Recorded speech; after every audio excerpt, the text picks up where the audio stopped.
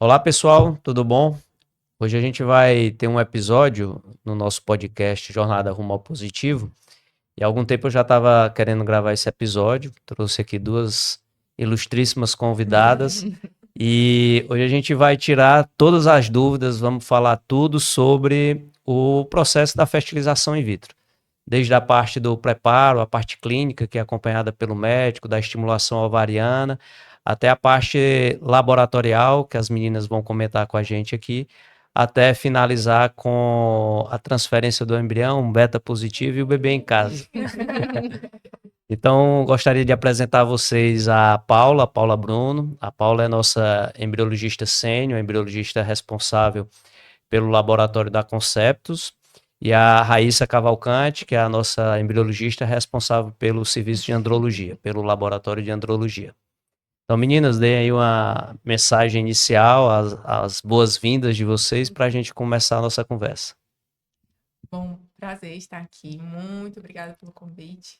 É sempre um prazer falar sobre a fertilização in vitro, sobre a qualidade do estado, dos óvulos, o processo, embriões, né?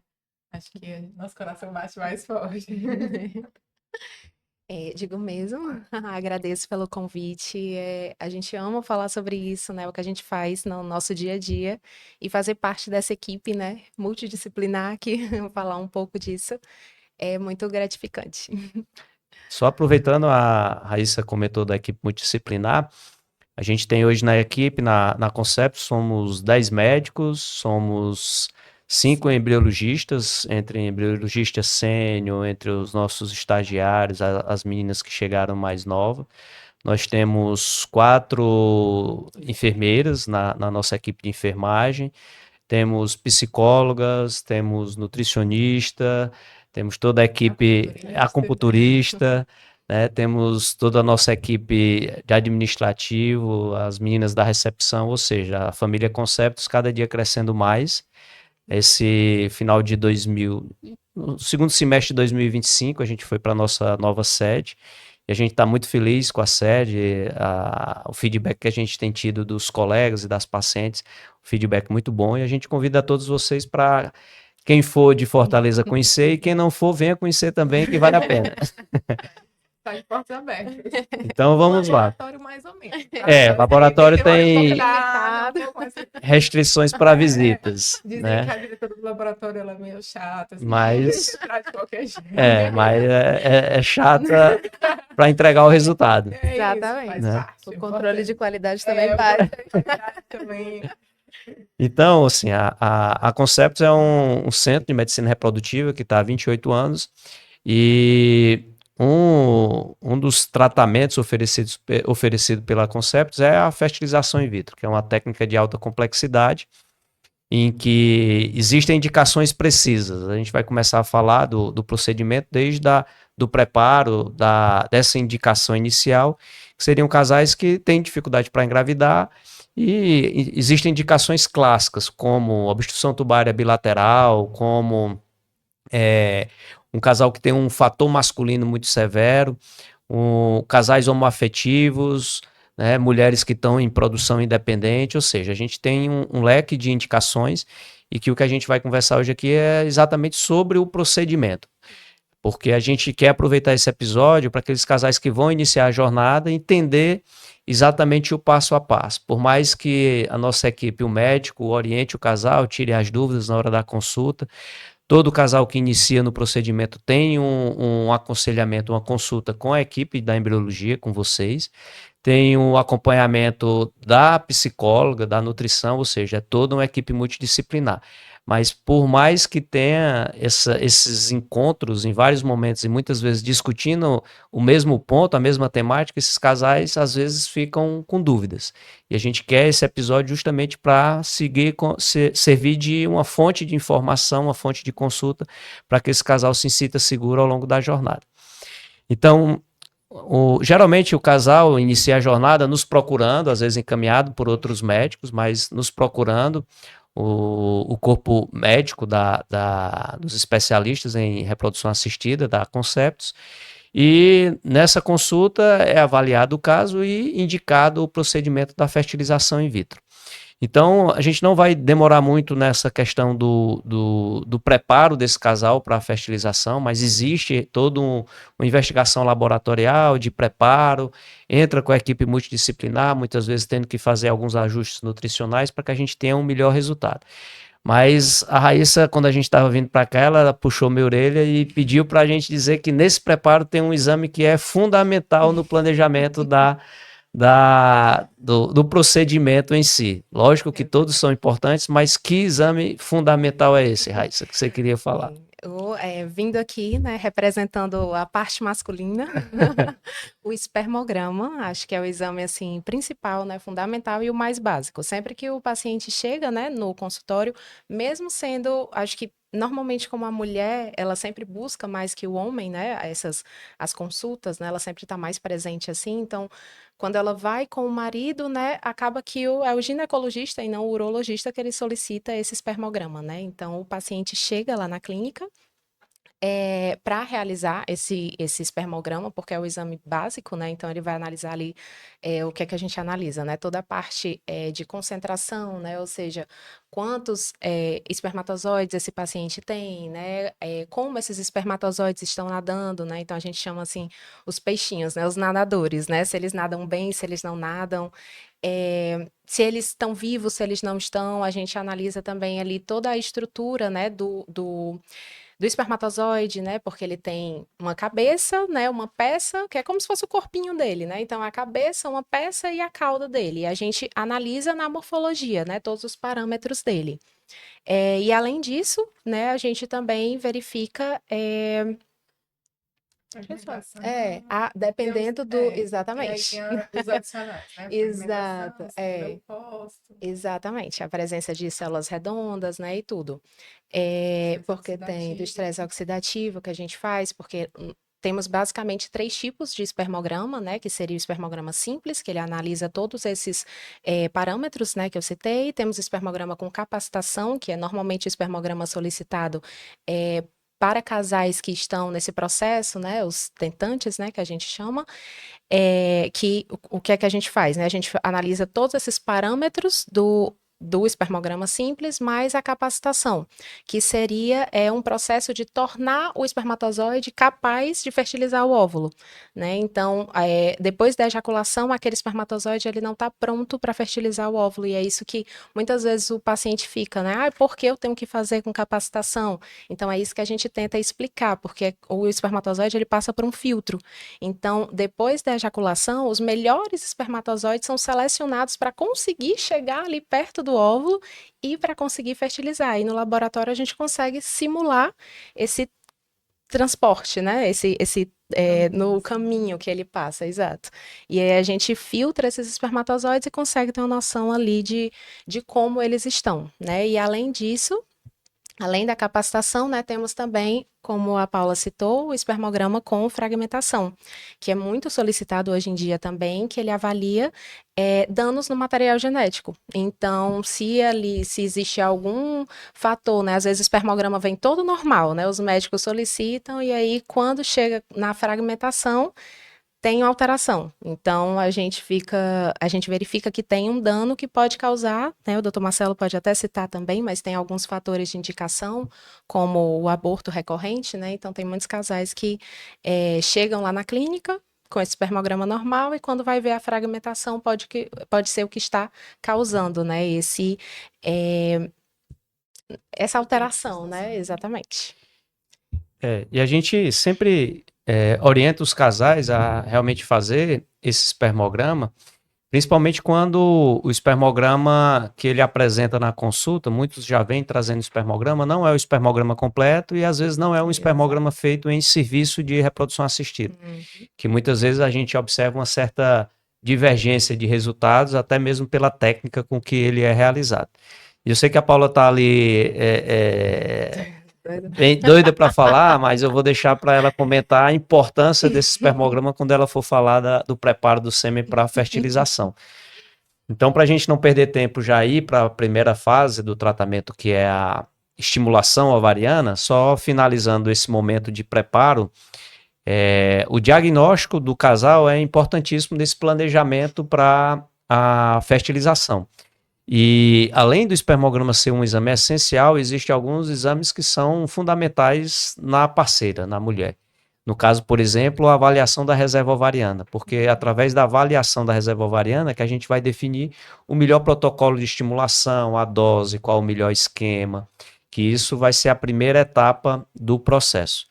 E lógico que a causa da infertilidade, se essa paciente tem uma endometriose, se ela tem um endometrioma, eu tenho que estar preparado para, na hora de fazer a aspiração folicular, ter cuidado desse endometrioma. Ou seja, essa avaliação inicial é fundamental no planejamento e ao longo do tratamento.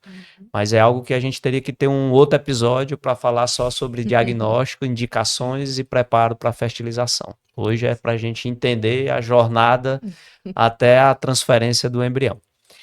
Então, vamos lá. A gente costuma dividir a fertilização, o processo de fertilização, em algumas etapas. A primeira etapa é uma etapa muito acompanhada pela equipe médica, pelo o clínico especialista em reprodução assistida.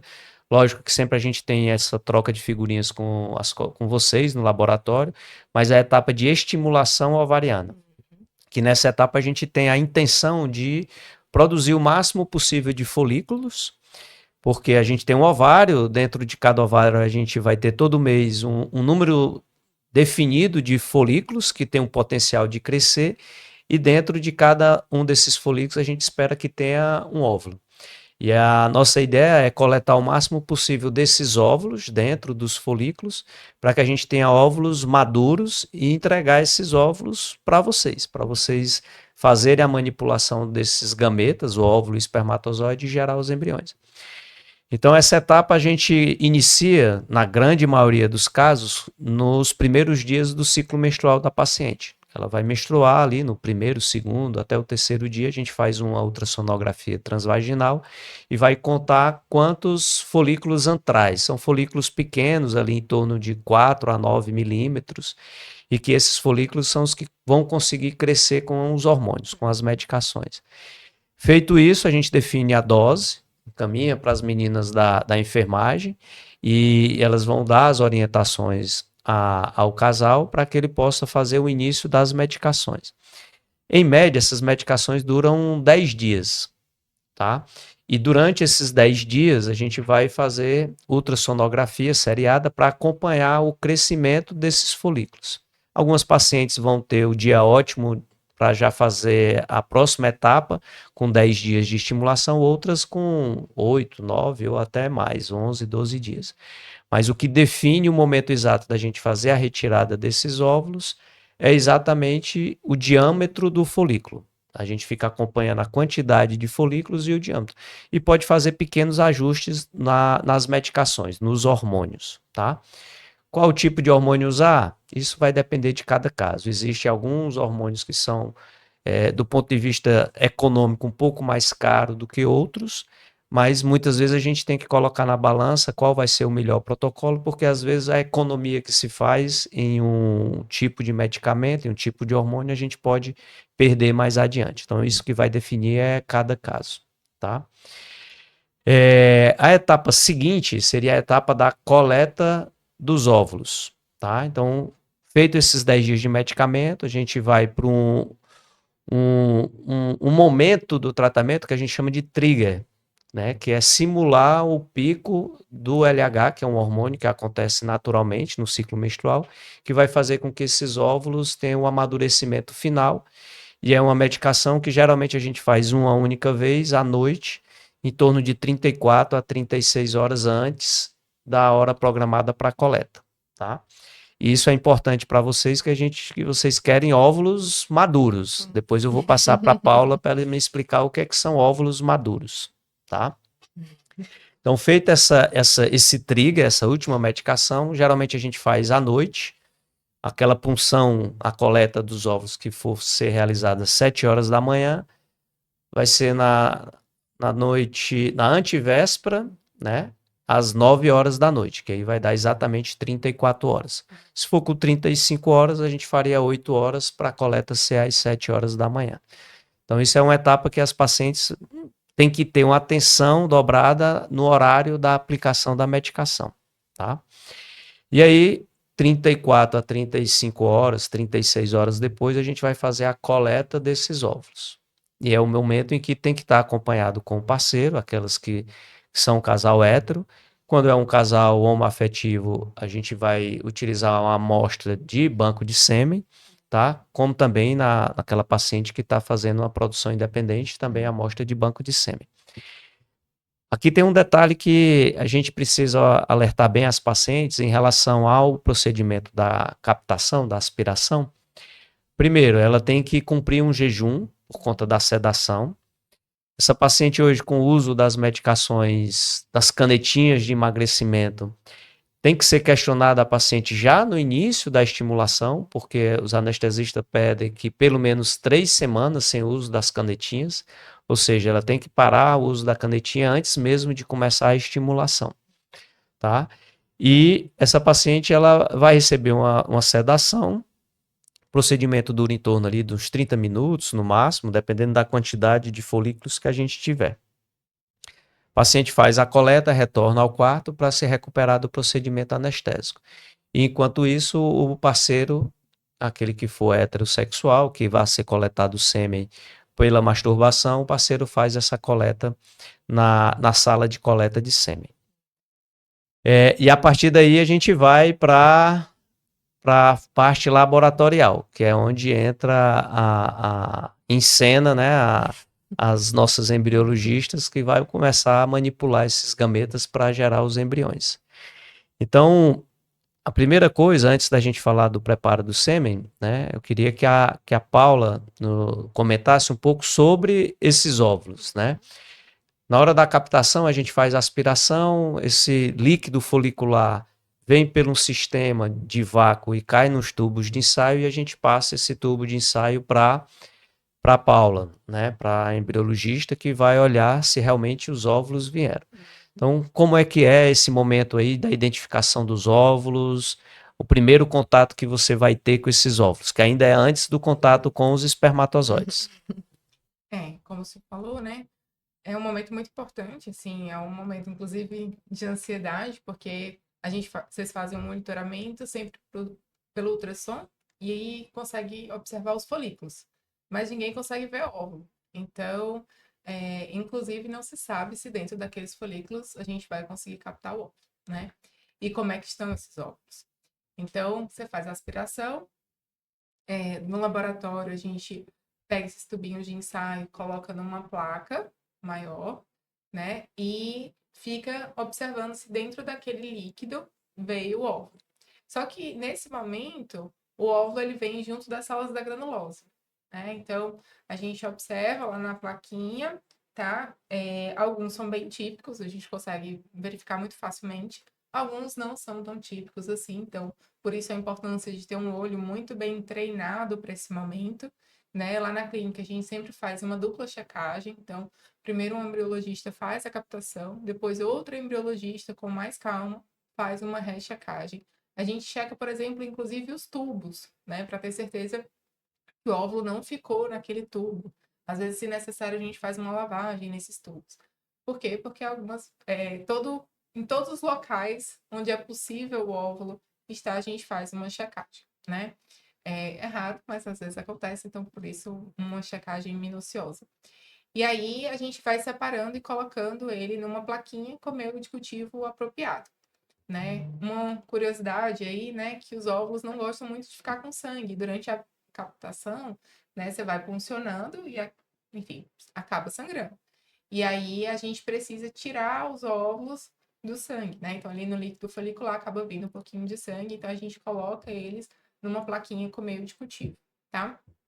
Terminou a captação, a gente tira dessa primeira plaquinha, né, e coloca numa plaquinha de meio de cultivo específico para a incubadora. Uma coisa que também, já comentando, os pacientes falam muito, né? Por que que é tão caro, né, a fertilização in vitro?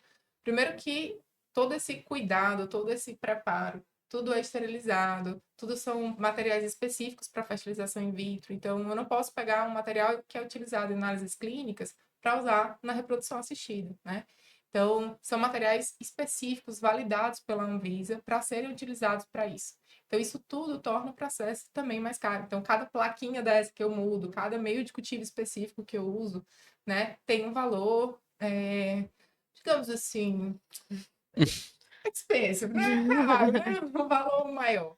E aí, por isso que também torna o processo mais dispendioso. Mas, voltando aos ovos, então, a gente olha na plaquinha maior, pega os óvulos com uma pipeta, coloca no meio de cultivo apropriado para tirar eles do sangue, do líquido folicular. Depois tira dessa plaquinha, coloca numa plaquinha específica que vai para a incubadora, tá? Lá na incubadora, ele vai terminar a maturação. Como o senhor falou, né, a captação geralmente ela é feita em 34 a 36 ovos. E aí, muitas vezes, esse óvulo começou a maturação, mas ele não terminou a maturação dele citoplasmática, tá? Por quê? Imagina o seguinte, a gente pega o óvulo antes dele romper, antes dele ovular. É justamente por isso que tem algo tão exato, né? A gente quer ali que ele amadureça, mas não quer que ele esteja tão maduro que rompa o folículo. Então, é um momento muito específico. E aí, a gente precisa que ele termine esse amadurecimento in vitro, tá? Então, quando a paciente sai, né, a gente fala para vocês, olha, foram captados tantos óvulos. Nesse momento, a gente não sabe como estão os óvulos. A gente sabe que eles estão lá, né, que temos óvulos, mas eles estão encobertos pela célula granulosa. Então, a gente não consegue, por exemplo, dizer se estão maduros, se não estão, a qualidade desse óvulo, tá? E é importante que eles estejam com essas células para terminar o amadurecimento deles in vitro. Então, a gente deixa lá mais umas 2 horas, mais ou menos. E aí, sim, a gente vai fazer o processamento, né, de denudação, que é tirar essas células que encobrem ele, tá? Para poder manipular o óvulo em si. Então, a gente, depois dessas 2 horas, tira o óvulo, faz a denudação, né? Nomes específicos, com hialuronidase, que é uma enzima, e com as micropipetas, tá? Que é a denudação física. E aí tiramos todas essas células em volta e a gente consegue observar o óvulo. Então, nesse segundo momento, a gente vai ver se o óvulo está maduro ou imaturo, né? Para os pacientes, às vezes é meio complexo imaginar isso. Mas um óvulo normal e maduro, né? Se alguém veio a foto no Google, no chat, tá? Ele é redondinho, certo? Ele vai ter o citoplasma ali, vai ter a zona pelúcida e vai ter uma bolinha aqui, que é o corpúsculo polar. Então, isso demonstra pra gente que ele está em metáfase 2, que ele está maduro, né? Está pronto para receber o espermatozoide. A gente vai ter óvulos que vão não ter essa bolinha, que seria o M1, metáfase 1, e ele ainda não está maduro. E vão ter os em VG, que são bem imaturos, certo? Então, esse é um óvulo normal e maduro. A gente também avalia a qualidade desse óvulo. Por exemplo, o citoplasma, ele é para ter uma granulação fina e homogênea. Então, o óvulo, ele como se fosse a areia da praia, uma areiazinha fininha e toda ela cheia dessa areia, né? Imagina que alguns óvulos têm brita em vez de areia. Então, em vez de ser essa granulação fininha, vai ter uma granulação mais grosseira. Isso já não é muito bacana, né? Então, significa que esse óvulo tem alguma alteração. O corpúsculo, essa bolinha que diz que está maduro, ele tem um tamanho específico. Se esse tamanho está aumentado, né, também não é tão bacana.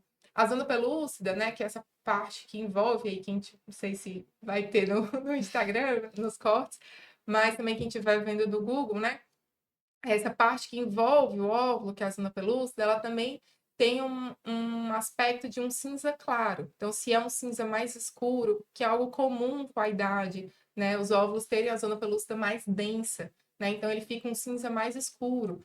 Isso, naturalmente, por exemplo, iria dificultar a penetração do espermatozoide no óvulo, a fertilização dele. Por isso que é interessante fazer a ICSI para essa mulher, né? Então, existem várias, inúmeras alterações, eu poderia ficar aqui, mas só para vocês entenderem, né? Então, o óvulo normal e maduro, ele é redondinho, não é oval, né? Ele é redondinho. Ele vai ter essa granulação fina e homogênea e vai ter a bolinha lá, que é o corpúsculo polar. Tá. Você falou algumas coisas que eu vou destacar antes da Raíssa comentar sobre o preparo dos espermatozoides. Primeiro, a paciente tem que ter muita consciência da expectativa daquilo que ela está esperando da estimulação ovariana, que a gente vai passando para o casal a quantidade de folículos, a quantidade daqueles folículos que tem um diâmetro dentro do esperado, o diâmetro dentro do que pode trazer óvulos maduros. Mas a gente, a partir do momento que a gente sai de folículo para óvulo, a gente entra no que a gente chama do funil da fertilização in vitro. E que nem todo folículo vai nos dar óvulo. Nem todo óvulo vai ser óvulo maduro, né? Óvulo de qualidade. E nem todo óvulo vai gerar blastocisto. E nem todo blastocisto vai gerar um embrião geneticamente normal. Então, depois, quando a gente chegar lá no final do embrião, a gente pode falar um pouco do percentual esperado em cada uma dessas etapas. Segunda coisa que a Paula falou, e a gente da Concepts, a gente tem muito orgulho de não fazer nenhum tipo de economia na qualidade do material. Muitas pacientes, às vezes, questionam pelo custo do tratamento.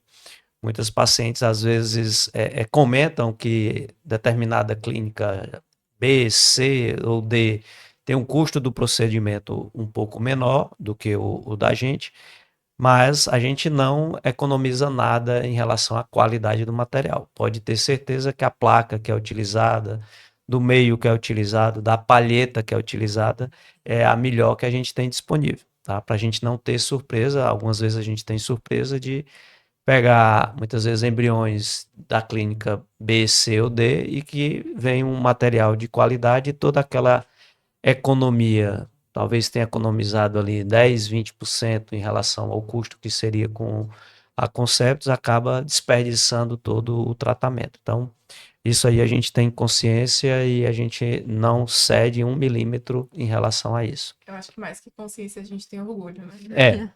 A gente tem orgulho de bater no peito e dizer que a gente usa o melhor, né? O que mais se adequa ao nosso laboratório, que a gente tem os melhores resultados. Então, na hora de escolher um material, a gente não vai exclusivamente pelo preço, né? A gente vai o que se adequa melhor ao nosso laboratório, o que a gente tem os melhores resultados, né? O que é preciso para aquele casal, né? Então, às vezes também é cobrado um adicional por isso, um adicional pela placa tal, um adicional por óleo tal. Em alguns locais tem esse tipo de política. A gente é tudo não, é o que o paciente precisar estar naquele valor e pronto. Exatamente. O melhor vai ser feito para cada caso. Então vamos lá, né? A gente fez a coleta, a aspiração, a Paula já identificou os óvulos, já fez essa limpeza inicial, tá lá os óvulos prontinhos para esperando o espermatozoide, né? Então, os espermatozoides eles podem ser obtidos através de uma masturbação, naqueles casos em que existe espermatozoide viável no ejaculado. Para os homens que foram submetidos à vasectomia, por exemplo, a gente pode obter através de uma punção no epidídimo e, eventualmente, em bancos de sêmen. Então, os espermatozoides eles podem ser obtidos de várias fontes, tá? Mas, talvez, sei lá, 80%, 90% dos casos ou mais é através de masturbação, mas esse espermatozoide ele não é utilizado da forma que ele é ejaculado. Então, Raíssa, me explica um pouco. A paciente está lá com a gente na equipe fazendo a aspiração, o parceiro está lá naquela ansiedade de saber o resultado, aí a equipe do laboratório de andrologia vai lá e conduz o parceiro à sala, né, a sala top que tem na Concepts. A gente convida todo mundo. Tem muito parceiro que não quer sair da sala, né? Que é a sala bem acolhedora, bem confortável para tirar aquele estresse, né? Que muito homem fala que quando vai fazer um espermograma em algum laboratório, fica a gente batendo na porta, fica escutando a conversa, lá ele fica bem tranquilo. Então é coletada essa amostra de sêmen, o que é que você vai fazer com essa amostra de sêmen e o que é que depois você entrega para Paula no laboratório? Então, prontinho. Como a Paula aqui explicou também, né? Não só os óvulos precisam desse preparo, né? Mas os espermatozoides também. Como eu tinha comentado, a capacitação, né? A gente realiza essa capacitação, porque volto só a dizer, volto nesse ponto, né? Quando o espermatozoide é ejaculado, ele não está pronto. Então, a gente precisa tornar esse espermatozoide capaz de fertilizar o óvulo. E a gente faz isso através de várias técnicas. E como também a Paula tinha comentado, é, a gente escolhe o que é o melhor para o paciente. Então, no momento, né, da coleta, que a gente verifica ali, analisa, assim que o paciente coleta, a gente aguarda um tempinho, né? Essa amostra precisa ali, quer fazer, né? Ela é como um coágulo, então ela quebra esse coágulo para a gente conseguir acessar os espermatozoides. Então, quando a gente consegue acessar, a gente faz a leitura, né, vê como é que está aquela amostra e dependendo da quantidade de espermatozoide e da forma que eles estão nadando, a gente escolhe a melhor forma de capacitar aquela amostra, né? E a capacitação nada mais é do que separar o líquido seminal dos espermatozoides. Assim como os óvulos não gostam de sangue, né? Os espermatozoides também não gostam de ficar muito tempo nesse líquido seminal. Então a gente consegue limpar, né? Selecionar os melhores espermatozoides para depois entregar para embriologia.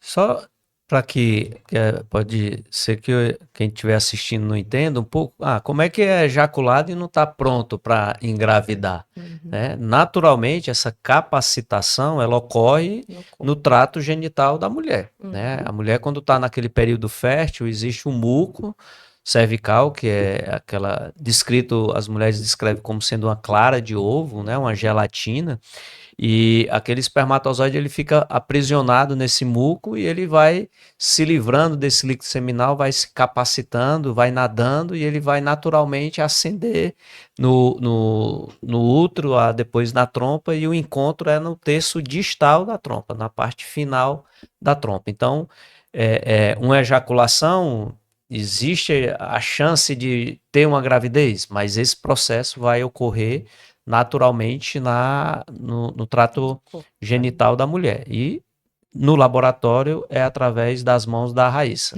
das técnicas, Das né? técnicas que nós realizamos. Que a Raíssa vai escolher e vai dizer para a gente qual é a melhor. Existe alguma Exatamente. melhor ou vai depender de cada caso? Vai depender de cada caso, exatamente. Nós gostamos, como no laboratório, né, que a Paula vai falar um pouco mais na frente, nós realizamos principalmente a técnica de ICSI, né, que a gente seleciona um espermatozoide para um óvulo, né? Então, assim, para chegar nesse único espermatozoide, né, às vezes a gente trabalha com milhões de espermatozoides para 10 óvulos. Então, como a gente tem que selecionar de fato os melhores, né, para que a gente tenha as melhores chances ali para paciente. Então, como a gente utiliza essa forma, né, a gente escolhe um espermatozoide para injetar, a gente gosta de amostras limpas, ou seja, né, todos aqueles espermatozoides parados a gente vai tirar e vão ficar só os móveis e aí a concentração cai um pouco. Então, às vezes, acho que a paciente, né, quando olha ali depois o laudo, ela pode até notar, poxa, eu tinha 100 milhões de espermatozoides, né, aí capacitou e eu fiquei com 5 milhões, mas é normal, porque a gente realmente seleciona os melhores dos melhores, né, ali é só o top dos tops, é top de linha. É o que a gente chama os ceninhas, né? Quando tem, exatamente. Exatamente. A gente faz o melhor que a gente pode com a amostra. E às vezes, até você aproveitou de 100 milhões, quando vem no laudo 100 milhões por ml, não é que a Raíssa tenha passado a tarde, 2, 3 dias contando 100 milhões. Né? Isso tem uma técnica que você conta ali dentro dos quadrinhos, pela amostragem, e aí você faz um fator de correção para levar isso por ml. Que é da mesma forma, quando a gente fala para o casal, a gente teve uma dificuldade de encontrar um espermatozoide móvel. Doutor Marcelo, mas não tinha 2 milhões? E só usou 10 para 10 óvulos? Que dificuldade foi essa? Né? Mas às vezes 2 milhões por ml, vocês têm uma dificuldade às vezes para encontrar. 100 mil, 300 mil. Né? Ali na lâmina, quando vocês estão olhando, é muito pouco. Assim, as pessoas têm que entender que é microscópio, né? O teu espermatozoide, principalmente comparado ao óvulo, ele é muito pequenininho. Então, ali em 1 ml, você encontrar um espermatozoide é difícil, né? Não é tão simples assim. Uma das coisas que a gente faz na capacitação também, né? Por isso que depende muito da amostra. Porque às vezes a gente vai focar mais na capacitação, realmente ali na seleção, então a gente vai dificultar o processo para os espermatozoides andarem, para que a gente selecione cada vez mais. Isso numa amostra com uma grande concentração, né, uma grande quantidade. Mas nas amostras que tem uma pequena quantidade, a gente vai fazer o processo inverso. A gente vai tentar concentrar esses espermatozoides para tentar achar um espermatozoide viável, né? Então, a gente já pegou, por exemplo, pacientes que tinham todos os espermatozoides parados. Então, a gente vai realmente concentrar ali para tentar ver se nenhum deles, pelo menos, se mexe, né? Ou qual está vivo, ou qual tem uma melhor morfologia para escolher. Então, realmente, como a Raíssa falou, né? Depende muito de cada amostra, né? Às vezes, o foco vai ser a hiperseleção.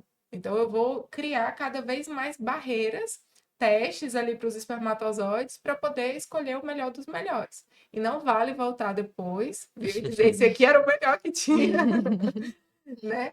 Mas, assim, tem em momentos é isso. Em outras amostras, né, principalmente com baixa concentração, às vezes é o caminho inverso. Às vezes a gente vai focar na vitalidade, né, encontrar espermatozoides que estão vivos. Existem alguns, inclusive, alguns meios específicos que a gente pode mergulhar os espermatozoides para tentar ver se eles conseguem se mexer. Existe um meio específico que a gente usa também, que aumenta a vibração da cauda para eles se tornarem mais móveis. Então, sempre depende, infelizmente, os pacientes odeiam escutar isso, mas realmente cada caso é um caso e a gente vai ter muita atenção para poder fazer a melhor seleção, a Raíssa do caso, para cada caso. Então vamos lá, Raíssa. Eu vou colocar aqui 3 formas de selecionar os espermatozoides e você vai tentar me dizer qual que seria o ideal para cada caso, né? Gradiente de densidade, SWINAP e pela microfluídica, que é, vamos dizer assim, uma técnica mais nova que muitas pacientes chegam nos perguntando, e aí eu já deixo aqui bem claro como a Paula falou, a gente vai selecionar a melhor técnica na hora e não tem como voltar para a paciente, a sua melhor microfluídica venha pagar uma taxa tal a mais.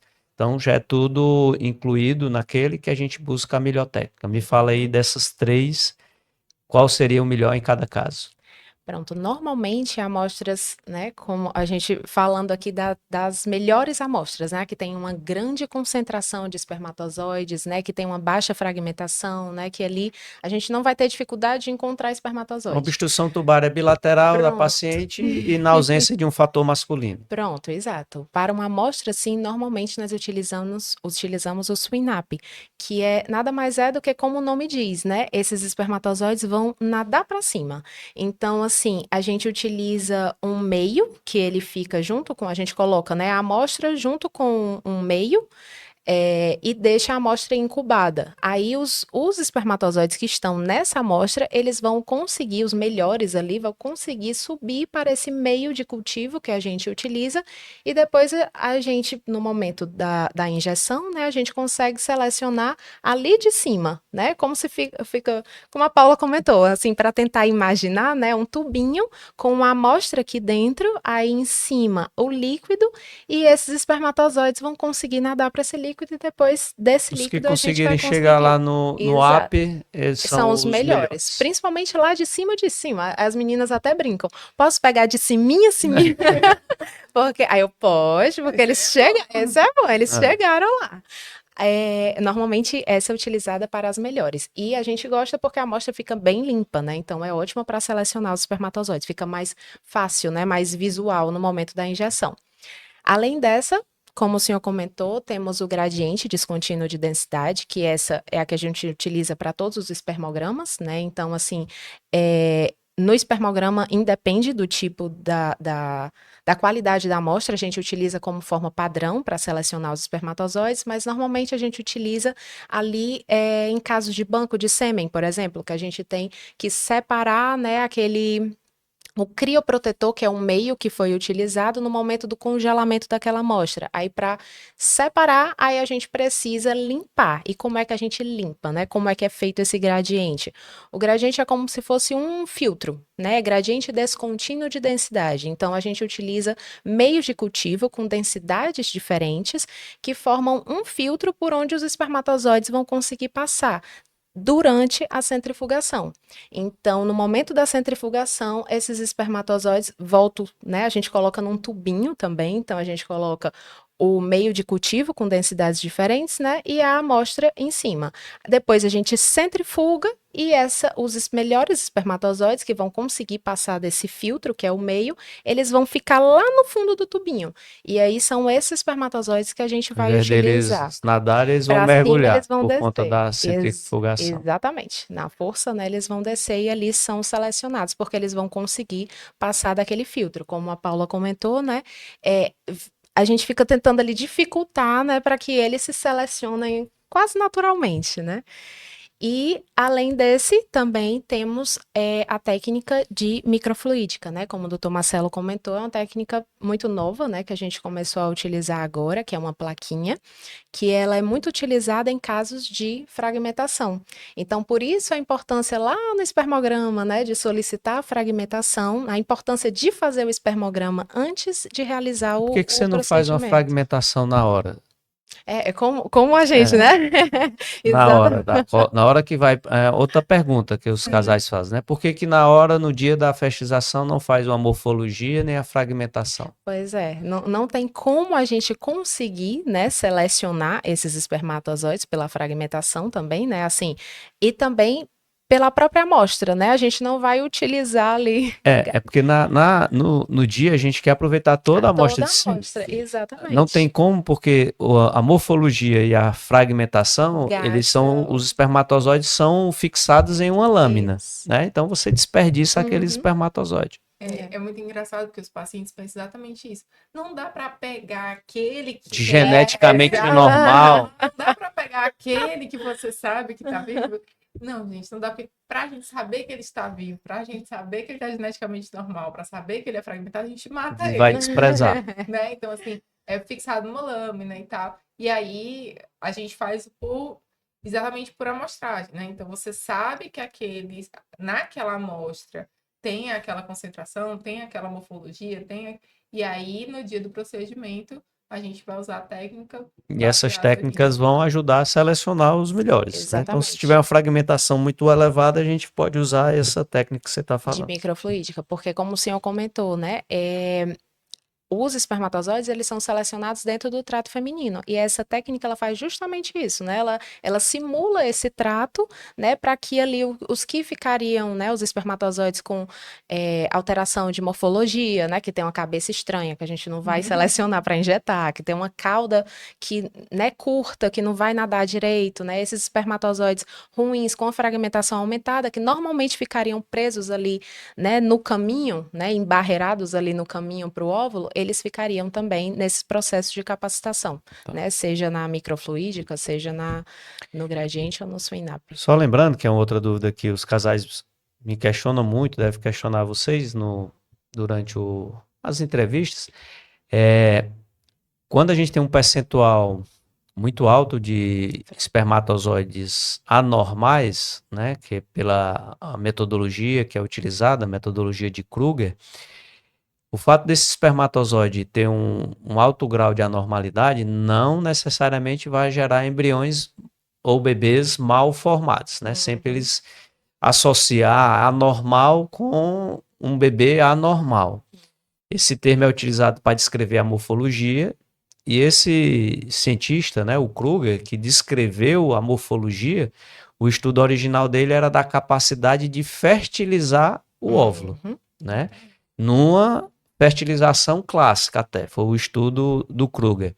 Então, essa avaliação, tanto é que você tem morfologia de Kruger e tem a morfologia da OMS.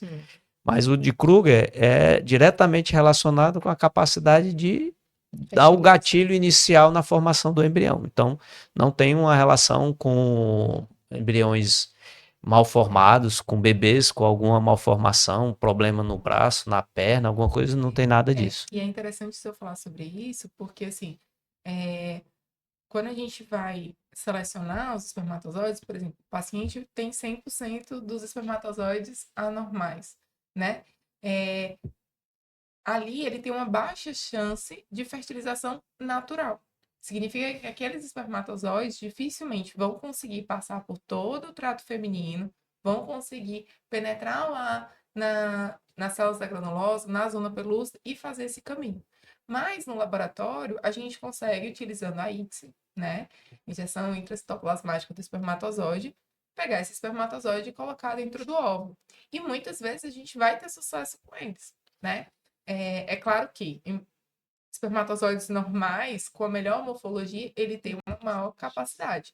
Mas é possível também, aqueles que têm alguma alteração na morfologia, a gente fazer in vitro, né? Inclusive é uma indicação. E gerar embriões Sim, saudáveis, bebês exatamente. saudáveis e tudo. A mesma coisa, eu vou lembrar quando você estava falando dos óvulos, que às vezes tem óvulos que morfologicamente ele tem algumas alterações. Não necessariamente esses óvulos vão gerar embriões alterados e Exatamente. incapazes de implantar e gerar uma gravidez. Exato. Mas sempre essas classificações são para a gente tentar estabelecer um prognóstico. Mas nada é Sim, fechado 100%. Até mesmo um espermograma, a gente ali está vendo um momento daquele indivíduo. Exato. Né? Às vezes a gente tem que ser muito claro com os pacientes, com os casais, de que aquele espermograma é aquele momento. Existem oscilações no padrão da normalidade do próprio indivíduo. E o fato dele ter uma morfologia zero de normal não é impossível engravidar naturalmente. Eu acho que eu nunca falo essa palavra impossível dentro do consultório, Até né? porque a gente já viu caso lá. Vários, né? assim Várias. como a questão de opinião. É, Inclusive a maioria dos espermogramas que a gente tem, né, tem realmente alterações morfológicas. E é aquela coisa, né, como se fosse uma caixinha de presente. O é. espermatozoide, ele tá só levando o núcleo dele. Então, se ele tem uma cauda alterada e a gente injeta, a gente não tem problema, né? Uma outra alteração, uma É. cabeça, então.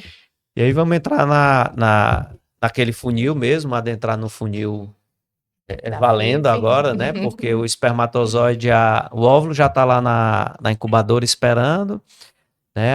A Paula já retirou aquelas células da granulosa, já classificou quem é maduro, quem é imaturo.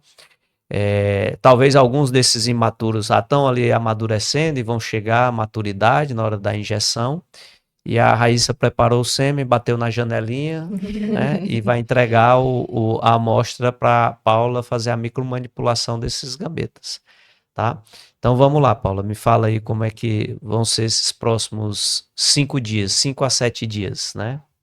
Então, esse dia a gente chama do D0, né? Que é o dia da captação dos óvulos e do preparo dos óvulos e preparo do sêmen, tá? Nesse momento, né, logo depois a gente vai fazer a FIV clássica ou a ICSI. Em grande maioria a gente vai fazer ICSI, né, dos pacientes. Então a gente vai escolher o melhor espermatozoide com um micromanipulador e vamos injetar dentro do óvulo, né? Então, espermatozoide dentro do óvulo, tá? E vamos guardar na incubadora novamente. Então esse é o D0, né, o dia da injeção, o dia da captação. No dia seguinte, que é o D1, é o dia da gente ver a fertilização. Só para a gente deixar claro, e os casais, quando estiver assistindo, eles já vão colocar a expectativa do tratamento. No final dessa injeção, tá? O laboratório vai fazer um compilado do que aconteceu naquele dia e encaminha essas informações para o casal. Então, foram coletados, sei lá, 12 óvulos, desses 12 óvulos tinham 10 maduros, foram injetados 10, a qualidade do sêmen ficou assim. Aí, no dia seguinte, a gente vai mandar mais notícia, né? O que é que a gente manda de notícia no D1? Só antes, voltando um pouquinho, né? Tudo é alinhamento de expectativas. Então, assim, a importância da gente falar é, da qualidade do sêmen, por exemplo, da qualidade dos óvulos, também é alinhamento de expectativas, né? Então, assim, o paciente está ciente, claro, é possível ter embriões normais, bons, blastocistos, bebês em casa, de um sêmen com alteração.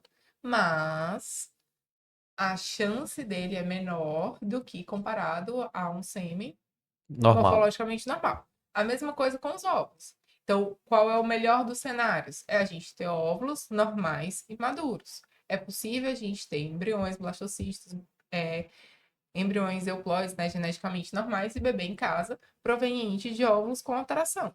Mas a chance ela é menor, né? Então, assim, quando a gente manda no dia da captação esse resumo para os pacientes, é para alinhar as expectativas deles e também deixar o médico ciente de todo o processo, né? Então, uma forma de transparência mesmo com os pacientes. Tá.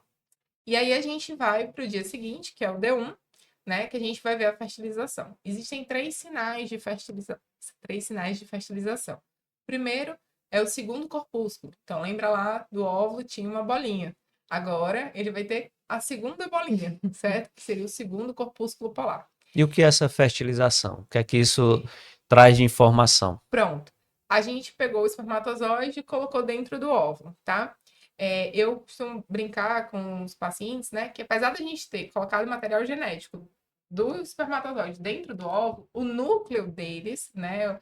Ali, complexo de Golgi, o citoplasma deles precisam conversar entre si. Então, eles precisam se unir. Esses dois núcleos que estavam separados, agora eles vão se juntar. E aí vão formar dois pronúcleos, que é o outro sinal de fertilização, e que vão se unir no núcleo só, tá? E aí ali seria um novo indivíduo totalmente diferente, né? Aceitou o namoro, né? Como se o Aceitou, óvulo tivesse aceitado o namoro com o óvulo. Né? Então aí a gente vai ver os pronúcleos, vai formar um só, né? Depois. Então os dois pronúcleos a gente consegue verificar. E tem o halo citoplasmático, né? Então esses são os sinais de fertilização, a gente percebe. E aí vai falar para os pacientes, olha, daqueles óvulos que a gente injetou, tantos óvulos fertilizaram, né? Vamos colocar números, que a gente está falando daquele funil. Se a gente tiver óvulos de boa qualidade, sêmen de boa qualidade, do total de óvulos maduros para o total de óvulos de fertilizados, né? De óvulos que foram fertilizados, a gente tem um percentual de quanto? A gente vai perder quantos por cento de D0 para D1? Pronto. Geralmente, aí vamos, né? Com gametas Tudo bons, normal. tudo normal, tudo certo, a gente vai ter em torno de 95% de fertilização. Tá. Vamos colocar na média global 80, 90%. Isso. E aí a gente, de 10, 10 sempre é mais fácil, né? 1 a 2. Vamos dizer que a gente perderia, já que são todos normais. Tá. Então é Certo? o primeiro É o passo primeiro do funil. Isso. Aí eles voltam para a incubadora e lá na incubadora eles vão ficar até o D5. Isso também é outro momento importante da gente falar, porque é um momento de muita ansiedade para os pacientes, né? Eles ficam, cadê meus filhos? Como é que estão? Como é que está o desenvolvimento deles, né? E aí a gente deixa eles lá na incubadora. É importante que eles fiquem lá, né? Porque a retirada, essa manipulação desnecessária, não faz sentido, né? Então a gente pede para os pacientes acalmarem o coração e realmente esperarem o D5, tá? E aí vai passar por todos os estágios de desenvolvimento, né? As células começam a se dividir, aquilo que era uma célula só, vai começar a se dividir até formar o blastocisto, certo? Que é o que a gente espera ver no D5, pode ser que ele chegue um pouco depois, no D6 e D7. De D1 a D5 no blastocisto. Se a gente for falar de números, né? A gente tinha 100%, depois caiu para 90%. Depois de 90% para blastocisto.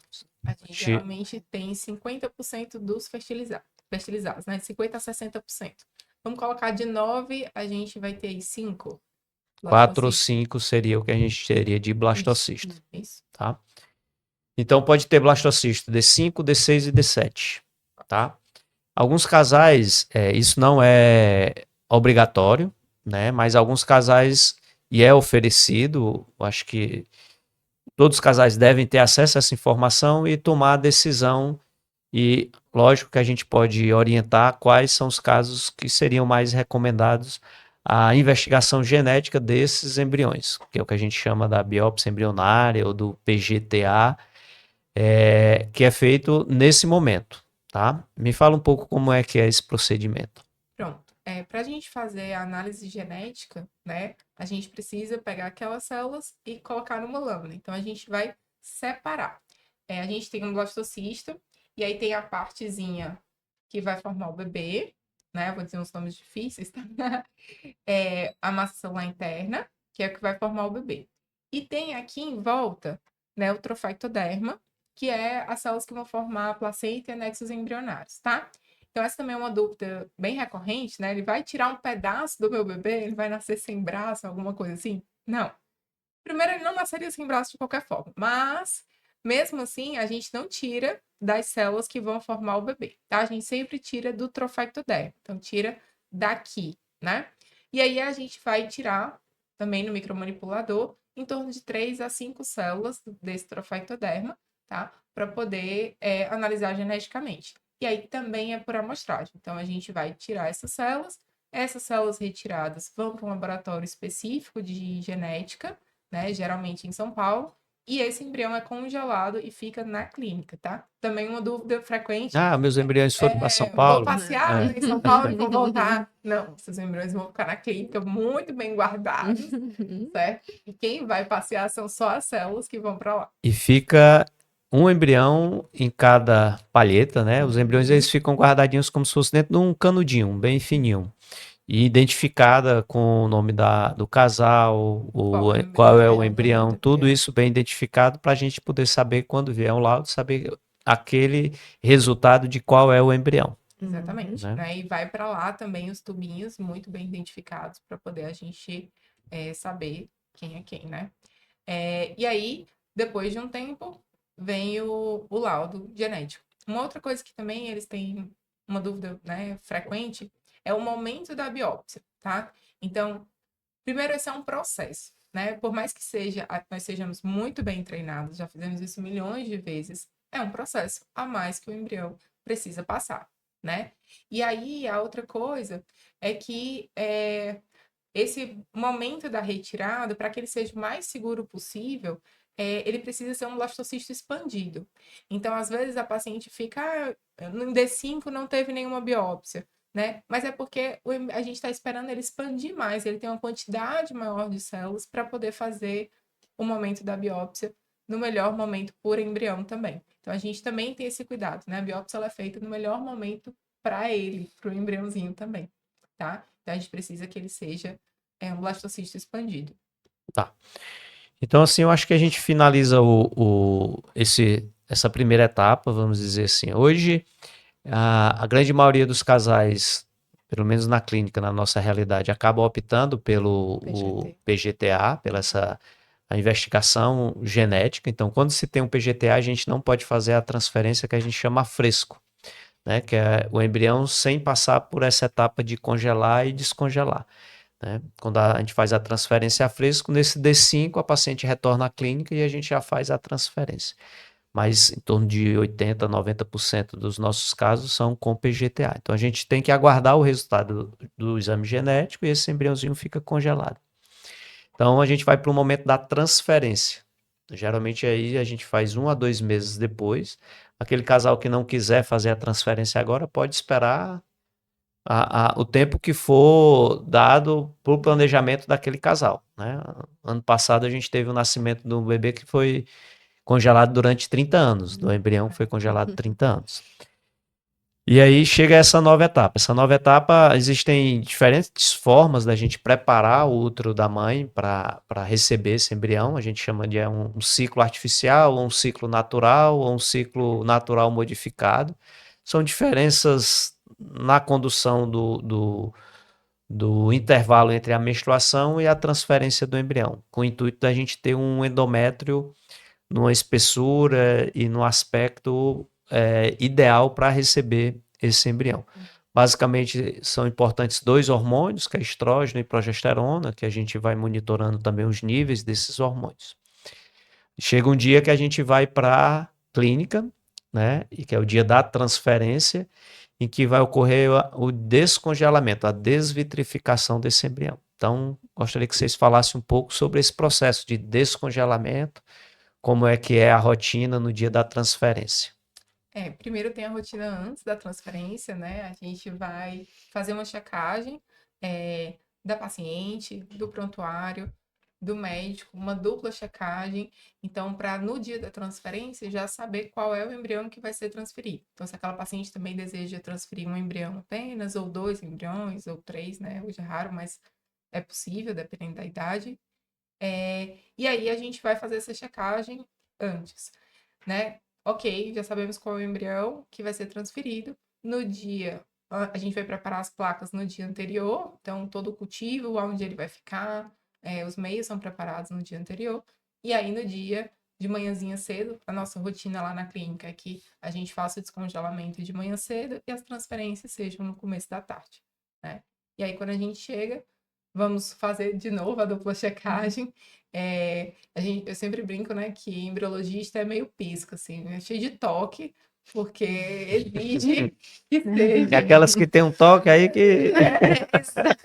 Aí piora um pouco, essa perna. Sei bem, né? Mas controle de qualidade aí Não. é observado mesmo.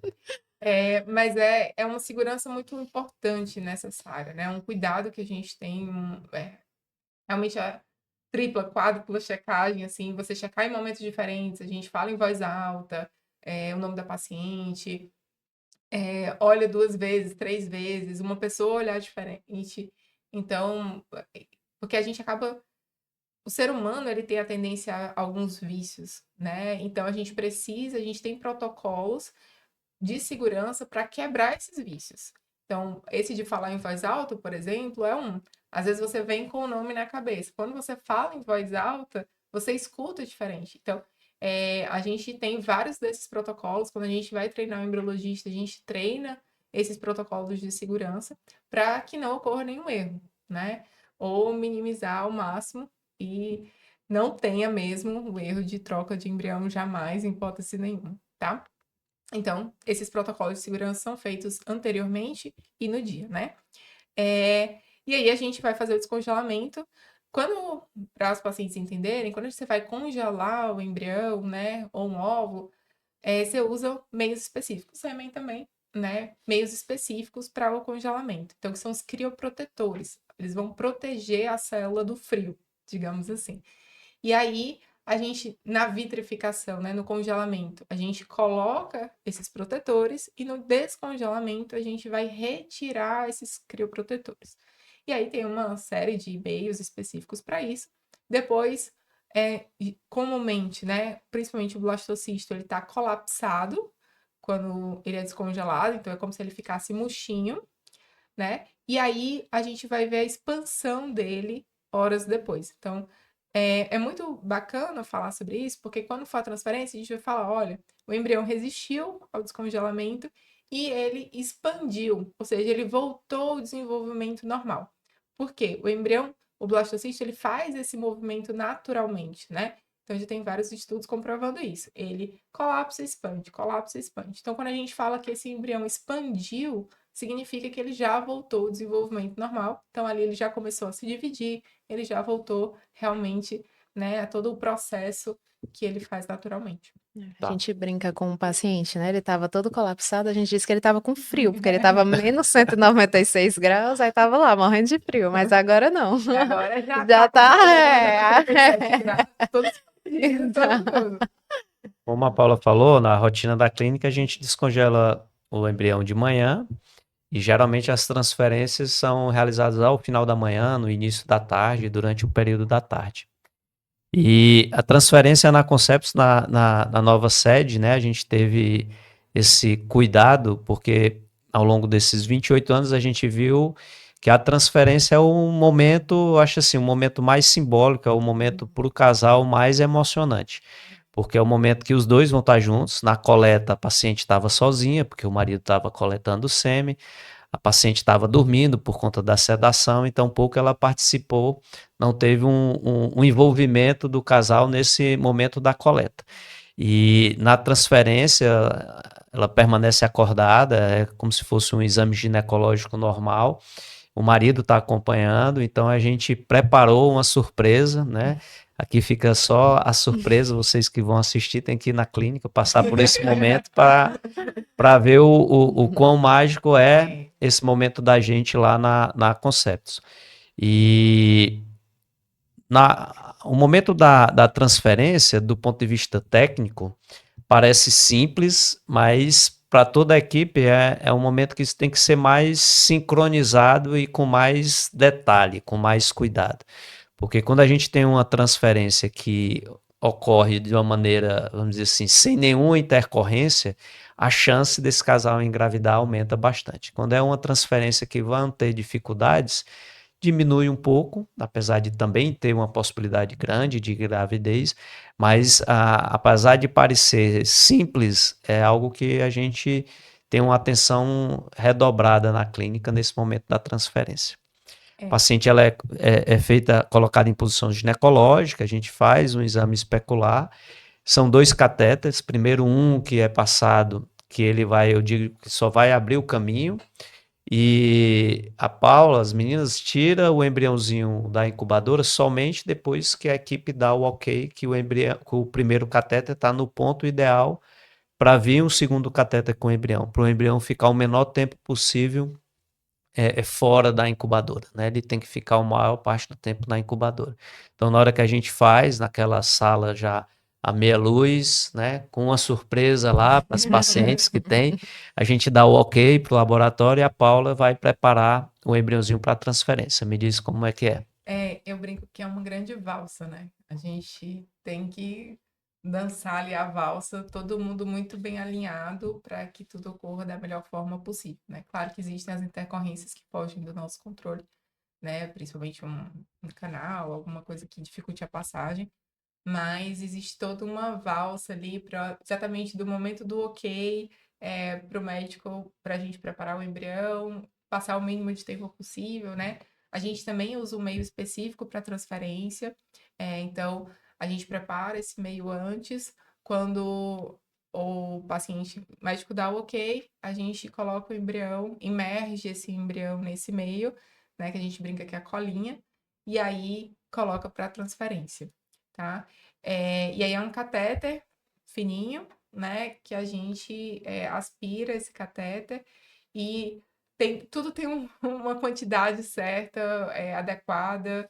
Então, é 0,1 ml, Microlitros. alguns microlitros ali que a gente vai colocar do meio para ser feita que vai junto com o embrião. Tá.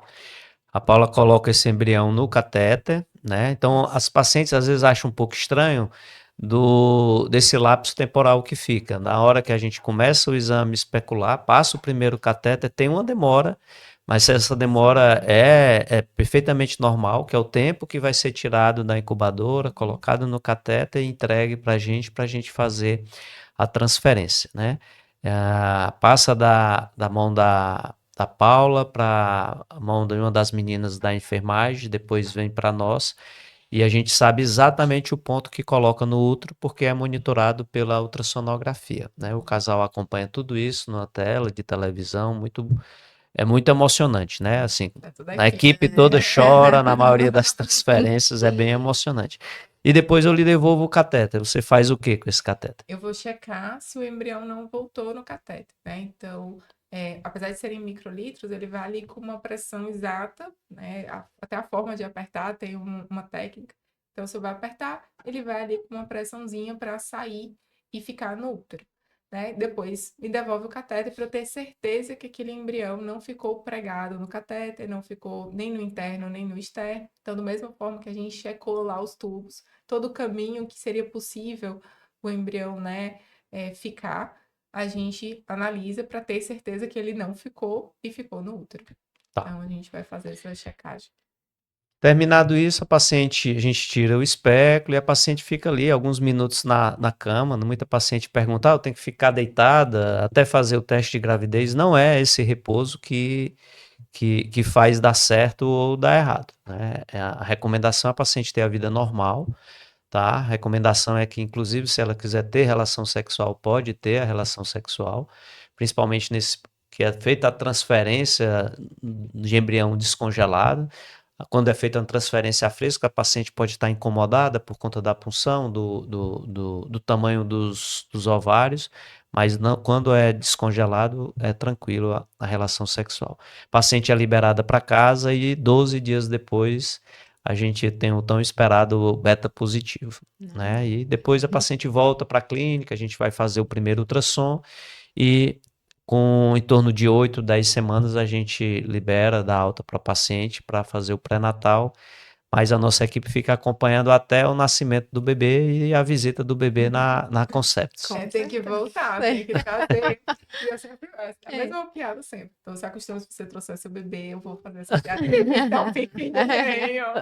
Na minha mão.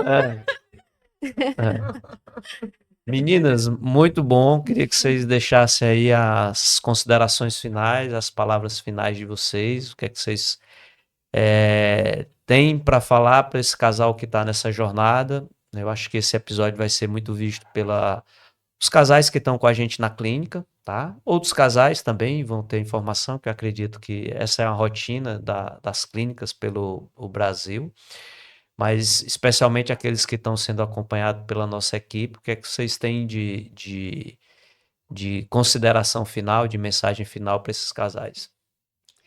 Acho que é um caminho, às vezes, tortuoso, né? Mas a primeira coisa, quero que vocês saibam que a gente está juntos, né? Então, assim, o Dr. Marcelo, os médicos, equipe de enfermagem, equipe de embriologia, né? A equipe de limpeza, a equipe da recepção, todo mundo tá ali com vocês, né? Então, realmente a gente vai dar o nosso melhor em todas as situações para ter esse bebê, que vocês tenham esse bebê, esse tão sonhado filho, né? Tão aguardado por mães, pais, avós, tios. A gente sabe que tem uma torcida muito grande. A gente sabe que a gente tem a consciência de que existe um desprendimento financeiro, de energia, de emoção. Então, nós realmente sabemos de tudo isso e queremos acolher vocês, queremos ser o braço de vocês, o abraço que vocês vão receber, né? E fazer tudo possível para ter esse E bebê. tá no lado tanto na notícia boa, do positivo, mas contem com a gente também no negativo. A gente Com sabe que a certeza. gente não vai conseguir taxa de gravidez de 100%, mas a gente está junto para ir em frente. Se optarem por uma nova tentativa, a gente vai junto e vai trabalhar da mesma forma em busca desse positivo. Vamos lá, Raíssa, diga aí. E era isso que eu ia comentar, que muitas vezes a gente não sabe, pelo que vocês já passaram, né? Quantas vezes vocês já tentaram e quantas lágrimas derramaram e tudo, mas nós estamos aqui, a gente chora junto, a gente ri junto, a gente se emociona, Torce junto. torce junto. Ave Maria, quando a gente recebe, muitas vezes é de manhã que a gente já recebe ali um resultado e é como se fosse nosso. Então, assim, nem se preocupem, É o que resultado do serão. nosso trabalho, né? A gente não lógico que a gente trabalha pelos casais, mas quando a gente vê muitos positivos, a gente de certa forma fica realizado pessoalmente, porque está vendo que valeu a pena o estudo, a dedicação, o empenho, aquele trabalho árduo ali de vocês no laboratório, né? Não, tudo vale a pena ali. Quando eles chegam bebês, então, Não, volta aquelas coisas fofas que a gente aprende. demais, o cheirinho. O senhor falou também dos folículos, né? Naquela hora que a gente espera o tamanho ideal dos folículos, que a gente espera o tamanho ideal do blastocisto para fazer a biópsia. Quem acompanha a gente nas redes sociais sabe que isso às vezes acontece no final de semana, né? No carnaval, no feriado. Então, assim, realmente a gente trabalha por isso. E aí faz tudo valer a pena, né? Saber da confiança desses casais também, né? É uma confiança muito grande que eles têm na gente, uma confiança muito grande no laboratório. Então, eu quis trazer esses pontos, essas checagens, né? O nosso toque, porque podem confiar. Podem confiar. Assim, essa coisa dos materiais são coisas que às vezes os pacientes não têm acesso, né? Às vezes nem noção mesmo do que Ou às vezes a é ficha o cai lá na laboratório. frente, né? Quantos casos a gente já teve de pacientes que foram na primeira consulta com a gente e acabaram optando por uma outra clínica, mas têm uma experiência desagradável e acabam retornando. Ah, eu deveria ter ficado aqui desde o início. Então, assim, realmente a gente tem um cuidado muito grande. nosso pilar, né? A gente tem isso como um pilar muito forte, essa ética, esse cuidado, essa atenção. Então, é algo que a gente prioriza e tem muito zelo. Tá ótimo. Deu nossa hora. O David já tá ali, né? Hoje a gente foi muito bom o nosso bate-papo. A gente espera que esse material ajude muito os casais a entenderem o processo, a confiar no processo, né? Deixar esse processo cada vez mais leve e que confie na nossa equipe, que a gente vai tentar sempre entregar esse bebê nos braços. Então, gente, eu fico aqui. Esse episódio vai ser colocado nos nossos canais, no Spotify, no YouTube, do podcast Jornada Rumo ao Positivo. Até mais.